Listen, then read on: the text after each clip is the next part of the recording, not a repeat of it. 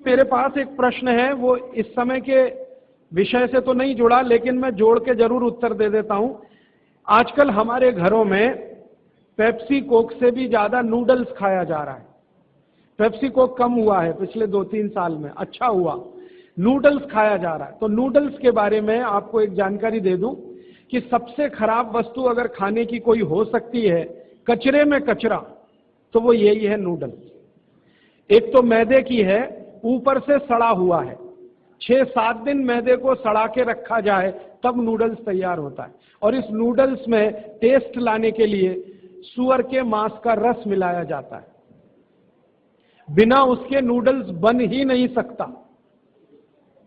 जो मैगी है ना, मैगी या कोई भी नूडल्स, सूअर के मांस का रस, सड़ा हुआ मैदा, 6-6 दिन पुराना, उससे तैयार हुआ है। अब आप तय कर लो खाना है या नहीं खाना। एक प्रश्न है होती है, तो ये भी इनके क्वालिटी का बहुत बड़ा भ्रम है। लोगों को बहुत बड़ा भ्रम ये हो गया है कि विदेशी कंपनियों के माल में क्वालिटी ज्यादा है, इसलिए लोग उसे खरीदते हैं। मैं आपको कई विदेशी कंपनियों के माल की केमिकल एनालिसिस रिपोर्ट प्रस्तुत कर सकता हूं, जो हमने लेबोरेटरी चेक कराया, कोई क्वालिटी नहीं है उनके माल।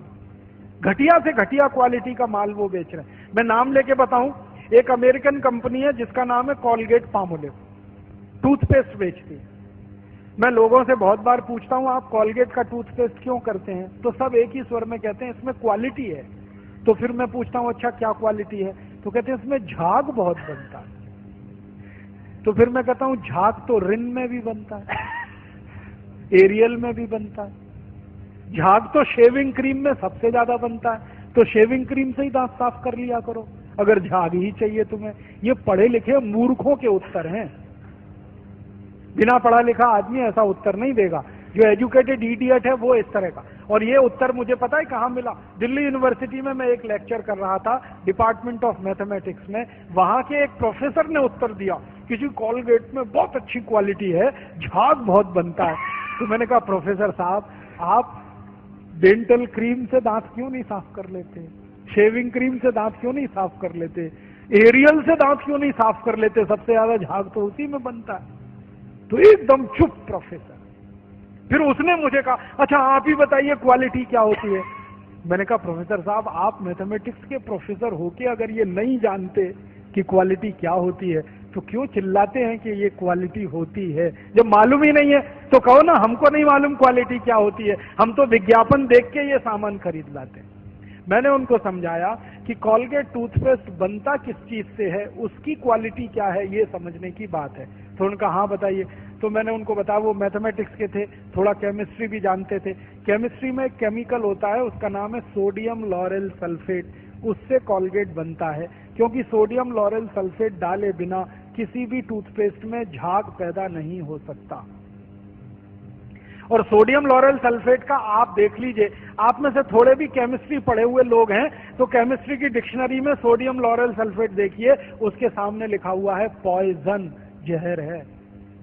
0.05 मिलीग्राम मात्रा में शरीर में चला जाए तो कैंसर कर देता है, और वो कॉलगेट में भरपूर मात्रा में मिलाया जाता है। और आपको एक जानकारी दूं, अमेरिका और यूरोप के देशों में कॉलगेट जब बेचा जाता है ना, तो उस पर अंग्रेजी भाषा में चेतावनी लिखनी पड़ती है कॉलगेट के पेस्ट पर। जैसे भारत में सिगरेट के पैकेट पर लिखा रहता है ना, सिगरेट पीना स्वास्थ्य के लिए हानिकारक है, वैसे अमेरिका और यूरोप में कॉलगेट के डिब्बे पर लिखा रहता है कॉलगेट करना स्वास्थ्य के लिए हानिकारक है। लिखते अंग्रेजी में है, मैं बताता हूं वो क्या लिखते हैं। वो 3 वाक्य लिखते हैं। पहला लिखते हैं Colgate is injurious to health, स्वास्थ्य के लिए खतरनाक है। दूसरा वाक्य लिखते हैं please keep out this Colgate from the reach of the children below 6 years. माने 6 साल से कम उम्र के बच्चे को ये पेस्ट नहीं देना। क्यों? बच्चे चाट लेते हैं उसको, और उसमें कैंसर करने वाला केमिकल है, इसलिए कहते हैं बच्चों को नहीं देना ये टूथपेस्ट।